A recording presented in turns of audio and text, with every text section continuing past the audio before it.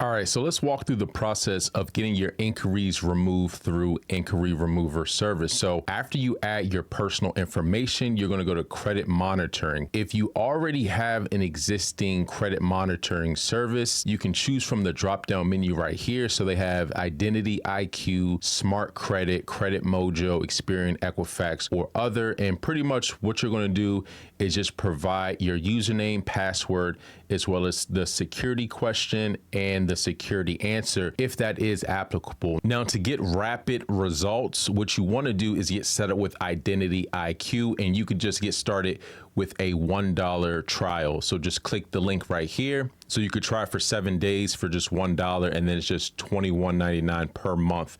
Now you can cancel before your 7-day trial without having to pay the $21.99. So just keep that in mind. All they basically need is to be able to pull the information from your credit report into their system, where you can then select the inquiries that you want removed from your credit report. Now, I recommend Identity IQ if you're going to be using the Inquiry Remover service. It says right here, if you do not have an Identity IQ monitoring, please note you will have to manually enter the exact creditor name and the date of each inquiry for each bureau on the next step. So just to eliminate any of the manual process, I would say just sign up for that $1 7-day trial for Identity IQ, because then it could pull the data in automatically. So once you get set up with the Identity IQ, just enter in the username and password. All right, so right here, it's pulling in the inquiry. So it's actually doing an audit report. So it's going to pull in all the information. All right, so right over here on the right side, it actually shows the inquiries that they pulled from the credit report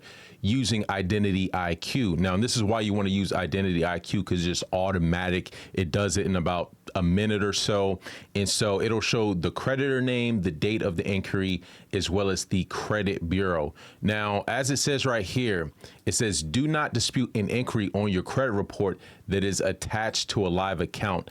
Disputing an inquiry that resulted in a legitimate account could result in them closing your account. Now, this is especially relevant when we're talking about personal accounts, right? Because what some creditors will do is look to see, okay, is there an inquiry that's tied to an account on your credit report? Now, let's say you have a bunch of inquiries from business credit cards or business accounts where they pull your personal credit, but that account is not shown on your personal credit report.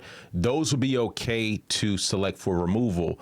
But ones where you actually did get approved and it's a personal account that's reporting, sometimes you don't want to touch those inquiries. Or let's say if it's an inquiry that was a result of a denial, those are ones that are fair game for you to remove. Now, after you select all the inquiries, you're just going to hit submit. Now, right here, it'll actually show the inquiry and which bureau it actually came from. Now, the next step, you're going to upload documents. So this includes your driver's license, and make sure it's a clear copy that's not expired.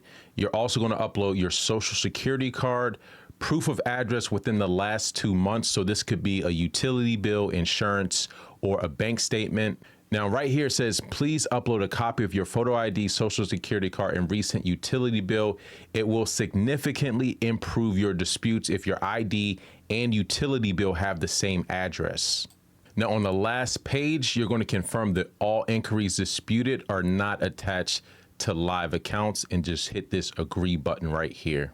Now, a couple things to keep in mind when using inquiry removers is that you don't want to risk disputing an inquiry that's tied to an open account that's reporting on your personal credit report. Now, I would say this is probably specific to personal credit cards. Now, personal loans where you already got the funds, or a personal vehicle, or even a mortgage, you don't really have to worry about those types of inquiries, but it's really just the personal credit cards, because sometimes if you dispute the inquiry to an open personal credit card, the creditor can actually close your credit card. Now, when we're talking about business credit cards, business loans, lines of credit, those accounts are invisible to your personal credit. So it doesn't matter. Even if you have a business credit card that's active and open, you can 100% dispute the inquiry. Now, the other scenario where it makes sense to dispute the inquiry is, let's say you applied and you got denied, and that inquiry is showing up on your credit report. There's really no adverse action that can be taken against against you because, again,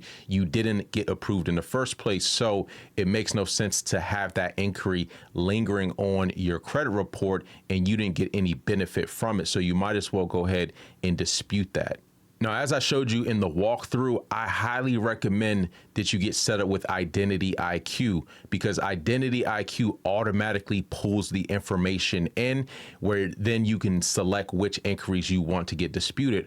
Otherwise, you'd have to manually enter that information in, and there's just a lot of chance of human error in doing that. So it really just makes sense to get set up with Identity IQ. There's a link when you're going through that process if you don't already have an account, and you can do a 7-day trial for just $1. In terms of documentation, you're going to need a driver's license or government issued photo ID that is not expired, so it does have to be active. You're also going to need your social security card and a recent copy of a utility bill, and the address on your ID as well as the utility bill or bank statement must match. So it must be the same name and address on each of those documents. Now, one of the great things about inquiry removers is that you do not have to pay unless the inquiry is actually removed from your credit report. So you're pretty much paying for actual results. Now, if anyone's interested, I've dropped a link in the description of the video. That's all for today. Until next time, take it easy, and we'll talk to you soon.